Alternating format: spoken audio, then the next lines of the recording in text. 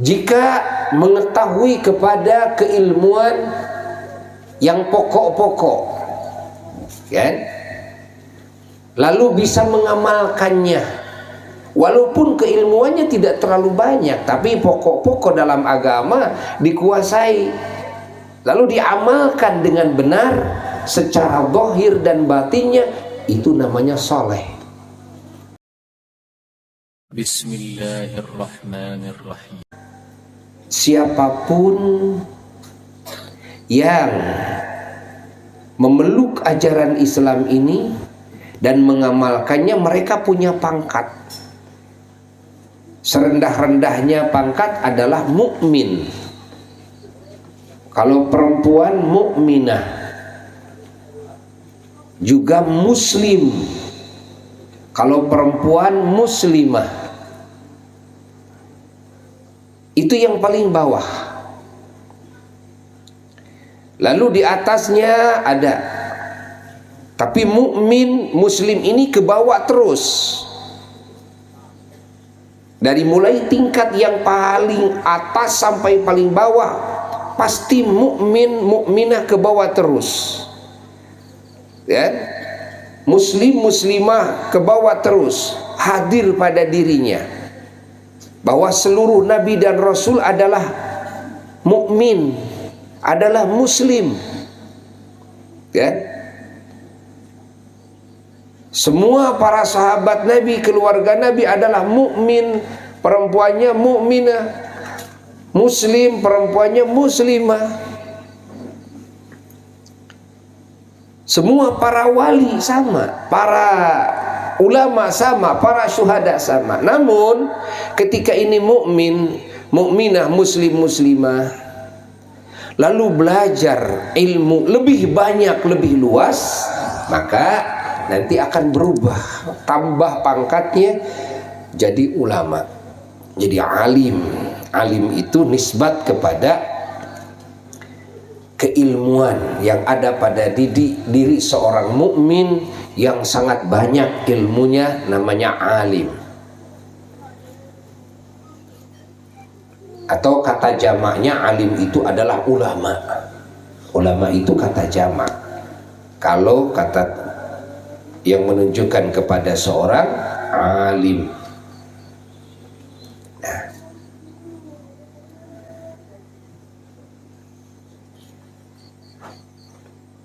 Jika mengetahui kepada keilmuan yang pokok-pokok, kan? Lalu bisa mengamalkannya, walaupun keilmuannya tidak terlalu banyak, tapi pokok-pokok dalam agama dikuasai, lalu diamalkan dengan benar secara zahir dan batinnya, itu namanya soleh. Apa? Soleh. Kalau perempuannya soleha. Jadi orang soleh itu mukmin yang soleh, mukminah yang soleha, muslim yang soleh, muslimah yang soleha, adalah orang yang menguasai ilmu agama namun pokok-pokoknya, lalu bisa mengamalkannya. Kalau bisa mengamalkannya namanya soleh. Dan yang disebut soleh itu bukan orang yang jarang berbicara, ya kan? Yang disebut wanita soleha bukan wanita yang selalu ada di rumah saja, kan? Bukan yang disebut soleh, soleha itu. Ya kan, banyak yang salah membikin kaidah, kan? Bahwa soleh itu kalau dia duduk aja di rumah, itu kan, tidak pernah bergaul dengan masyarakat, itu kan, ini wanita solehah di rumah terus. Atau laki-laki soleh itu laki-laki yang di masjid aja, gitu kan, rajin berjamaah, wirid di masjid. Ini laki-laki yang soleh, kan? Tidak juga. Yang disebut soleh itu adalah yang menguasai ilmu agama yang pokok, lalu bisa mengamalkannya, mengetahui kepada semua perintahan Allah, kan? Baik perintahan Allah yang berkaitan dengan pengabdian kepada Allah secara khusus maupun perintah Allah yang kaitannya ini dengan sesama makhluk. Kan kita diperintahkan, kan?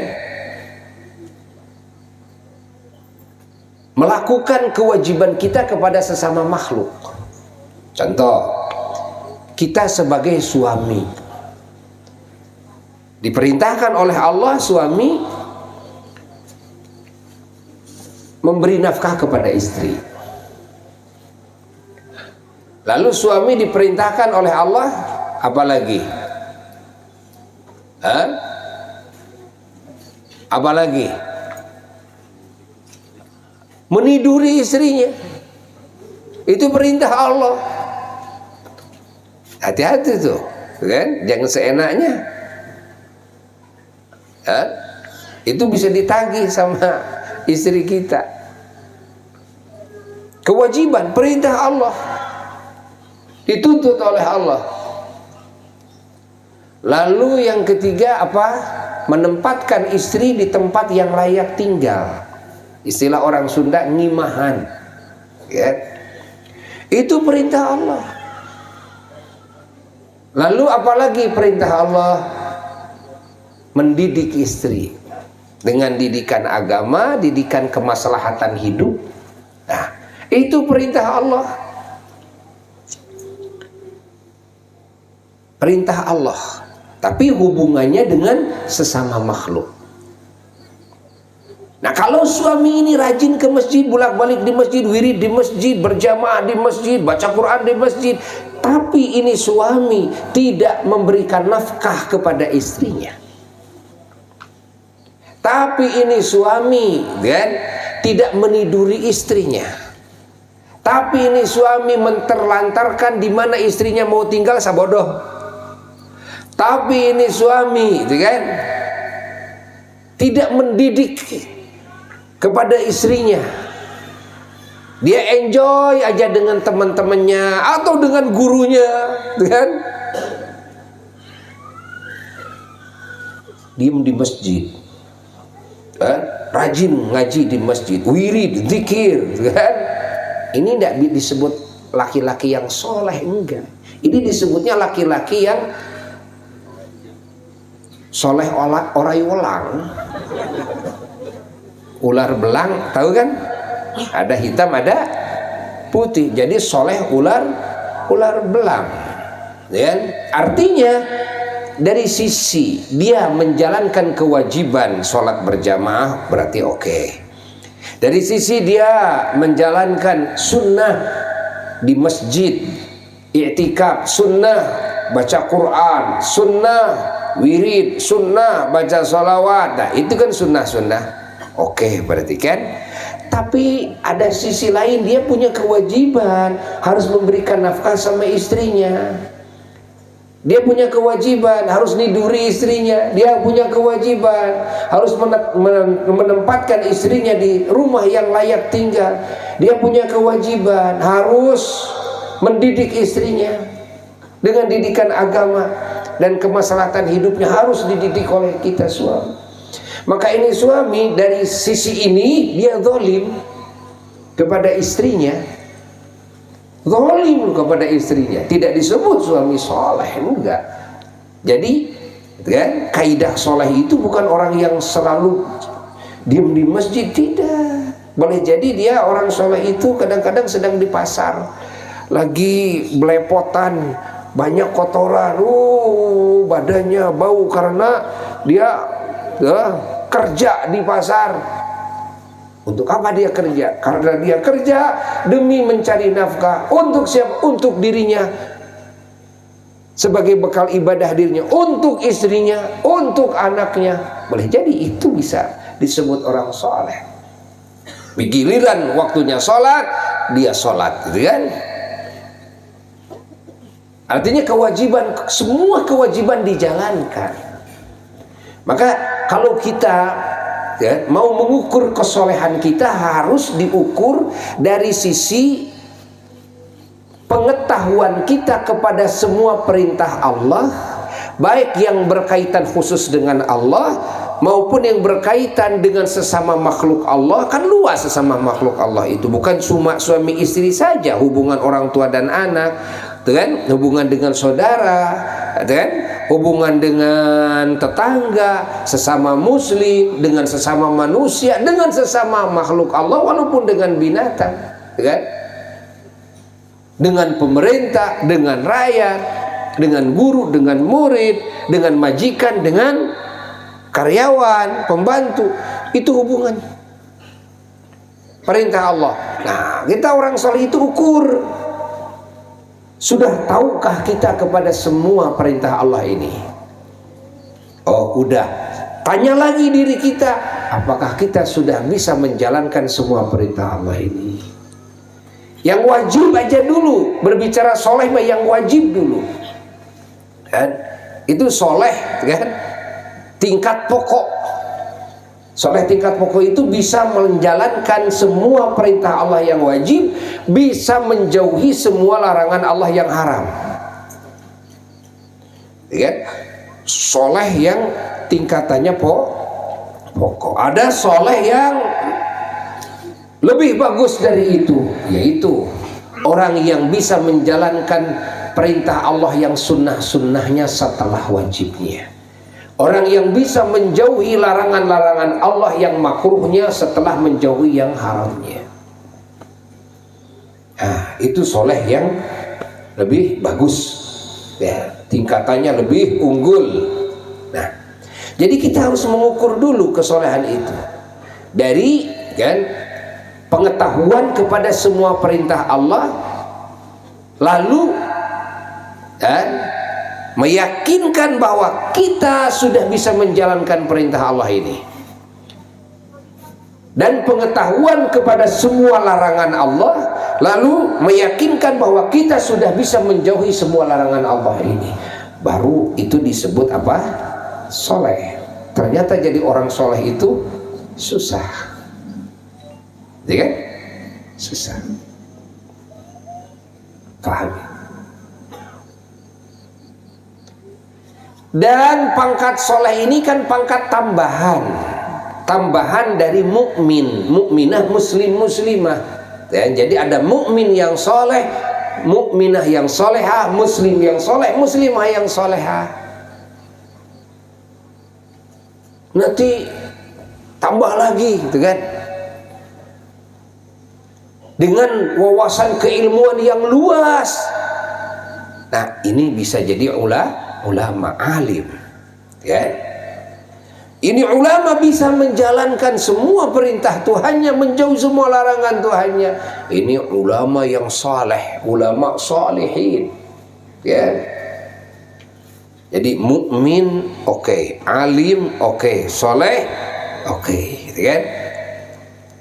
Nah, bisakah ini ulama tidak soleh? Bisa, ketika ulama tidak melakukan perintah Allah walaupun wawasan keilmuannya luas, atau ulama ini melakukan larangan Allah walaupun ilmunya udah luas. Boleh jadi di satu sisi dia alim, tapi di sisi lain dia tidak soleh. Faham? Faham tidak?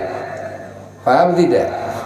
Nah, jadi nggak bisa disebut bahwa ini ulama atau ini ustadz atau dai atau mubalik ini sudah soleh atau belum bisa diukur dari sisi ilmu, karena ukurannya itu soleh itu dengan pengamalannya dengan benar, dohir dan batinnya.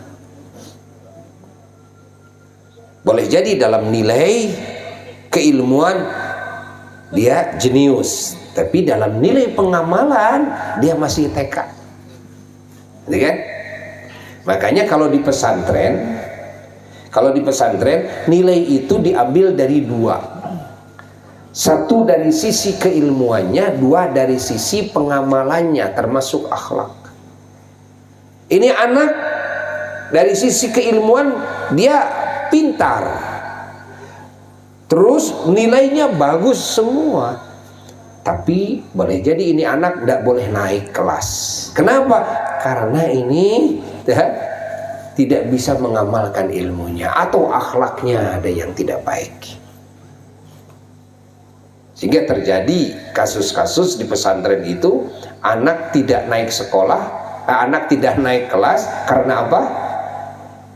Bukan karena keilmuannya, bukan karena dia ini tidak cerdas, pintar, namun dari sisi dia ini tidak mengamalkan ilmunya. Dia ini akhlaknya tidak baik, gitu kan? Ilmunya cerdas, akhlaknya tidak baik. Gak boleh dinaikkan, gak boleh, bahaya nanti.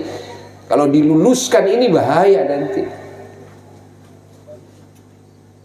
Bahkan kalau mau diluluskan lebih bagus orang yang mengamalkan ilmunya yang soleh, ini kan, mengamalkan ilmu, berakhlak mulia, walaupun ilmunya sudah dapat ilmu yang pokok, gitu kan, daripada yang ilmunya banyak. Kalau mau dinaikkan, yang ini nih yang harus dinaikkan, gitu kan, daripada yang itu yang ilmunya luas tapi tidak mengamalkan ilmunya atau akhlaknya dia tidak baik. Pahami, ya, pahami lah kita. Ada lagi pangkat itu wali, waliullah. Apa itu waliullah? Waliullah itu walinya Allah adalah ini yang sudah tingkatan tadi semuanya ada, mukmin, soleh, alim, yaitu ulama.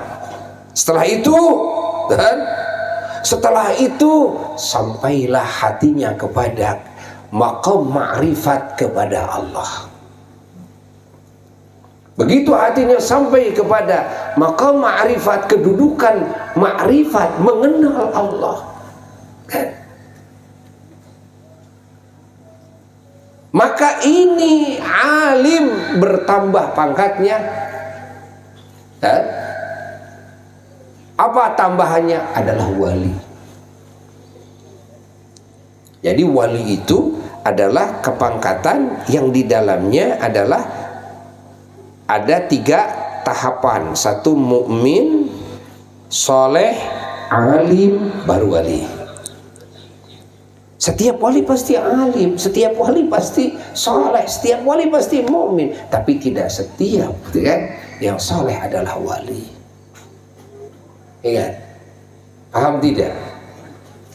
Wali Allah tingkatannya tinggi, maka oleh Allah dikasih keistimewaan diantaranya karomah, kasyaf, mukasyafah, kan, keterbukaan kepada hal-hal yang dirahasiakan oleh Allah kepada yang lain. Ya, kepada wali Allah dibuka. Allah, kan? Ada lagi kepangkatan itu syuhada atau syahid, orang yang mati syahid. Apa itu syahid? Kan? Orang yang mati syahid itu apa? Orang yang mati syahid itu mukmin, kan? Mukmin yang dia matinya sedang dalam memperjuangkan agama Allah, walaupun ilmunya, kan, tidak luas, tapi dilihat dari sisi kematiannya, kan? Walaupun tadinya juga ahli maksiat, itu yang mati syahid. Tadinya ahli maksiat, tapi ketika matinya dia sedang berjuang di jalan Allah, kan, membela agama Allah, di saat matinya dia bisa mati syahid. Pahami? Walaupun ilmunya tidak luas, walaupun tadinya tidak soleh, enggak, tapi dilihat dari sisi mati. Makanya syahid itu tidak bisa diukur sebelum kematiannya. Syahid itu bisa diukur, kan, adalah ketika kematiannya. Namun hakikat kesyahidan tetap yang tahu hanyalah Allah. Hanyalah Allah. Karena boleh jadi menurut pandangan mata yang zahir dia matinya sedang berjuang di jalan Allah, tapi kita tidak tahu niatnya apakah seperti itu, ikhlas karena Allah, atau mungkin dia karena ingin mendapatkan pujian masuk medan perang, itu kan, sehingga disebut pejuang Islam, dia ingin dipuji oleh orang lain, atau dia ingin hasil dari peperangan, gonimah, keuntungan dari hasil peperangan umpamanya, kita tidak tahu. Dan namun kita hanya boleh melihat dari sisi dohirnya saja. Dohirnya dia mati di jalan Allah, di medan perang matinya, perangnya perang sabilillah, udah dia mati syahid kan.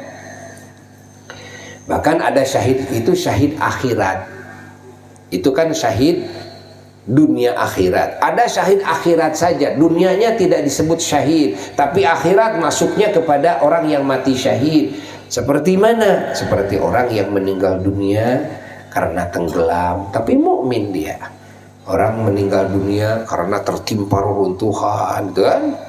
Orang meninggal dunia karena mengidap penyakit TBC umpamanya, kan? Liver umpamanya, kan? Ini mati syahid, kan? Ada orang yang meninggal dunia karena ini apa namanya? Perut itu apa?